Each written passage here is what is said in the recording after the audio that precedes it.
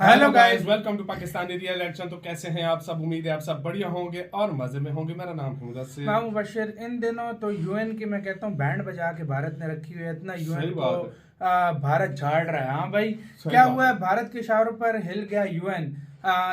Veto पर होगा बड़ा खेल। अच्छे दिन शुरू, मतलब भारत के अच्छे दिन शुरू होने लगे हैं। लगता है कोई सिग्नल मिला है वीटो के ऊपर, क्या है? और भारत ने झाड़ कर रख दिया यूएन को। फिर से क्या हुआ है सारा सीन देखेंगे। हिला कर रख दिया। तो काउंटडाउन करते हैं 3 2 1 एंड स्टार्ट। यूनाइटेड नेशन में बढ़ी भारत की साख। अमेरिका, चीन, ब्रिटेन, फ्रांस हुए हैरान। भारत के लिए वक्त ने बदली करवट। यूएन में अच्छे दिन शुरू। यूएन में भारत को स्थायी सदस्यता देना बन गया मजबूरी। भारत के लिए यूक्रेन के ऐलान से अमेरिका के शक्तिशाली देश होने पर लगा दाग। सदियों तक नहीं मिटा पाएगा अमेरिका। यूएन चल पड़ा महत्वहीनता की ओर। भारत की भविष्यवाणी हुई सफल। अचानक रूस और यूक्रेन के राष्ट्रपति का आया मोदी को फोन। क्या होने वाली है कोई अनहोनी। दोस्तों, भारत यूनाइटेड नेशन का बस कुछ दिन का मेहमान है, लेकिन जाते जाते भारत को जो ऑफर मिला है उससे पूरे यूनाइटेड नेशन को और वीटो पावर रखने वाले देशों को तगड़ा चकमा दे दिया है। खासकर अमेरिका तो बिल्कुल भी विश्वास नहीं कर पा रहा है कि जाते जाते भारत सबकी बोलती बंद करके जाएगा। भारत कई बार यूनाइटेड नेशन को लेकर सवाल उठा चुका है कि अगर इसका विस्तार नहीं किया गया तो यह अस्तित्वहीनता की ओर जाएगा। तो भारत की बातों का असर यूनाइटेड नेशन में दिखना शुरू हो गया है। भारत ने जो जो भविष्यवाणियां की थी वो सच साबित होने लगी है। यूनाइटेड नेशन में भारत को इसी दिन का इंतजार था। अब आखिर वक्त ने करवट बदली है और भारत के लिए यूनाइटेड नेशन में अच्छे दिन की शुरुआत हो चुकी है। उधर अब से कुछ दिन पहले जब यूनाइटेड नेशन में आखिरी दिन भारत की रुचिरा कंबोज मंच को संबोधित कर रही थी, उस दिन उन्होंने बता दिया था कि ऐसे दुनिया में बहुत से काम हैं जिसे वीटो पावर रखने वाले देश नहीं कर पाए और उन कामों को केवल और केवल भारत कर सकता है। भारत ने यह तक कह दिया था कि जब यूनाइटेड नेशन में शामिल स्थायी देश इसे अपने फायदे के लिए इस्तेमाल कर रहे हैं तो वो दुनिया के छोटे देशों के लिए कुछ नहीं कर सकते। वहीं अगर भारत समेत दुनिया के और भी देशों को यूएन में शामिल नहीं किया गया तो यह आने वाले समय में बस एक संगठन बनकर रह जाएगा और इसका प्रभाव दुनिया में धीरे धीरे खत्म होने लगेगा।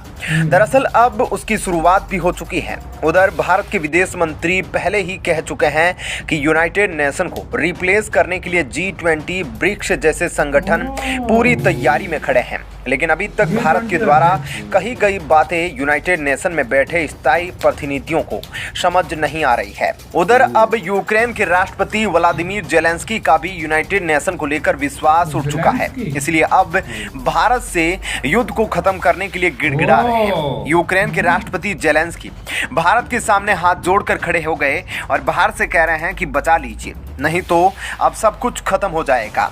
वहीं भारत भले ही यूनाइटेड नेशन का ना तो स्थायी सदस्य है और ना ही उसको वीटो पावर प्राप्त, लेकिन फिर भी जेलेंस्की अपना आखिरी पैगाम लेकर भारत के पास आया। अब यह भारत की साख दिखाई कि कैसे दुनिया में बढ़ चुकी है। यूक्रेन के राष्ट्रपति जेलेंस्की ना तो अमेरिका के पास गए, ना तो चीन के पास, और ना ही ब्रिटेन के पास, और ना ही फ्रांस के पास, जबकि इनके पास वीटो पावर है। यह यूनाइटेड नेशन में जाकर यूक्रेन की मदद कर सकते हैं। लेकिन फिर भी जेलेंस्की को लगा कि अगर उनको तबाह होने से कोई बचा सकता है तो वो केवल भारत है। दरअसल लगभग 10 महीनों से चल रहे रूस यूक्रेन के बीच युद्ध को अभी तक यूनाइटेड नेशन खत्म नहीं करा पाया, जबकि यूनाइटेड नेशन का निर्माण ही दुनिया में शांति कायम करने के लिए किया गया था। वीटो पावर रखने वाले देशों की अकड़ तो रूस ने निकाल दी है। अमेरिका समेत कई यूरोपीय देशों ने रूस से यूक्रेन के साथ जारी युद्ध को खत्म करने की अपील की है, लेकिन रूस ने किसी की भी अभी तक नहीं सुनी। लेकिन अब एक बार फिर से यूक्रेन समेत दुनिया के कई देश भारत से इस युद्ध को खत्म कराने पर सहयोग की गुजारिश कर रहे हैं। अब से कुछ दिन पहले रूस के राष्ट्रपति व्लादिमीर पुतिन ने भारत के प्रधानमंत्री मोदी को कॉल किया था और दोनों देशों के राष्ट्राध्यक्षों के बीच कई मुद्दों पर बातचीत हुई। तो वहीं अब यूक्रेन के राष्ट्रपति व्लादिमीर जेलेंस्की ने भी भारत के मोदी को कॉल किया है। दरअसल जेलेंस्की कहीं ना कहीं मान चुके हैं कि अब अमेरिका जैसे शक्तिशाली देश युद्ध को खत्म नहीं करा सकते और दुनिया में किसी भी देश की बात से अगर वो रूस युद्ध सुनेगा और बढ़ता तो वह है, केवल हाँ? भारत है। ये इसलिए अमेरिका वह चाइना। मोदी को कॉल करके ये कह रहे हैं कि इस युद्ध को जल्द से जल्द खत्म करने में क्योंकि वही यूक्रेन की मदद की जाए। जेलेंस्की ने पहले मोदी को कॉल करके G20 की अध्यक्षता करने पर बधाई दी और फिर रूस और यूक्रेन के बीच चल रहे युद्ध को खत्म करने पर सहयोग की मांग की। इस बातचीत के बाद जेलेंस्की ने खुद इसकी पुष्टि ट्विटर पर ट्वीट करके की। उन्होंने अंग्रेजी और यूक्रेनी दोनों भाषाओं में ट्वीट किया। यह वही यूक्रेन है जो कभी भारत की बढ़ती सैन्य शक्तियों का विरोध करता था। आज जब रूस की मार पड़ रही है तो भारत ही उसको नजर आ रहा है।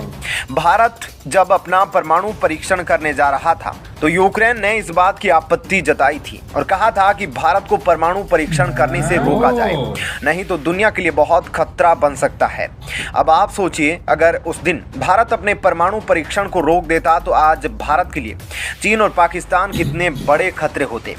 भारत के पास भी परमाणु हथियार होने के चलते ही आज चीन कभी भी परमाणु हथियार के उपयोग की धमकी नहीं देता। उधर युद्ध से पहले तक यूक्रेन से भारी तादाद में हथियारों की सप्लाई पाकिस्तान को हुआ करती थी और पाकिस्तान उन्हीं हथियारों का उपयोग भारत पर किया करता है। वहीं भारत के लिए दिलचस्प बात यह है कि कुछ दिन पहले रूसी राष्ट्रपति व्लादिमीर पुतिन ने पीएम नरेंद्र मोदी को कॉल करके दोनों देशों के संबंधों पर बात की थी। इसी के साथ हो यार गाइस ये वीडियो खत्म। भाई मतलब आजकल वही सीन हो गया कि यूक्रेन जैसा देश, ये वाले देश, मतलब पहले क्या होता था, यूएन में मसले उठाते थे। अब उन्हें पता है यूएन ने कुछ करना नहीं है, वो यूएन एक मजाक सा बन के रह गया भाई। जब से हर कोई अपनी दादागिरी वहां पर कर रहा होता है तो चुपचाप अभी भारत के पास, भारत को लोग असल में बात यह है ना कि जेलेंस्की ने यूएन क्या हर एक देश को बोल के उसने कहा है कि यार हमारी मदद करो, लेकिन किसी ने नहीं बात की। और मोदी जी वाहिद बंदे थे जिन्होंने पुतिन के साथ बैठकर इस वॉर को रोकने की बात की। तुम्हें एक बात पता है, कुछ टाइम पहले जब ये वॉर चल रही थी तो जेलेंस्की ने इंडिया के बारे में बुरा भी बोला था कि आप उससे ऑयल ले रहे हो और हमारे साथ ये। आखिर उसको इंडिया का पता चल गया कि अगर कोई दुनिया में कोई युद्ध, कोई पीस की बात करता है तो वो इंडिया है इस टाइम। और अगर देखा जाए ये वीटो पावर रखने वाले देशों के मुंह पर थप्पड़ है। सही बात है, धप्पा एक किस्म का, उनके ऊपर कलंक लग गया कि उनके उनसे जो है ना कोई कुछ नहीं कर पा रहा, वो इंडिया को रुकवाने का वो इंडिया बात वही देखो। फिर मोदी जी ने अकेले में बात की थी पुतिन से, कोई और करता ना जरा। और मुल्कों ने भी देखो आप इसमें इसी तरह। और यार और भाई आपको पता है ये भारत की यूएन में जो स्पीचें बहुत बड़ा इफेक्ट डाल रही है। किन देशों पे? ये इन 5 देशों पे इफेक्ट नहीं डाल रही, ये इन छोटे देशों पे डाल रही है जिनका मसला यूएन में कोई सुनता ही नहीं है। भारत ने बोला हर किसी का मसला मैं सुनूंगा मुझे। हाँ, और अब अगर भारत वोटिंग में करता है, मैं कहता हूँ पूरी दुनिया के, मैं कहता हूँ 150 से 160 से 70 देश भारत के साथ खड़े हैं। और तुम याद रखना मेरी बात, आने वाले वक्त में जब भी कोई बड़ी करारदाद पेश की गई या कोई रेजोल्यूशन लाया गया तो वो इंडिया के हक में होगा। आप क्या कहते हो गाइस? अपनी राय कमेंट सेक्शन में दो। इधर वीडियो खत्म करते हैं। अपना बहुत ही ज्यादा ख्याल रखना तो यार।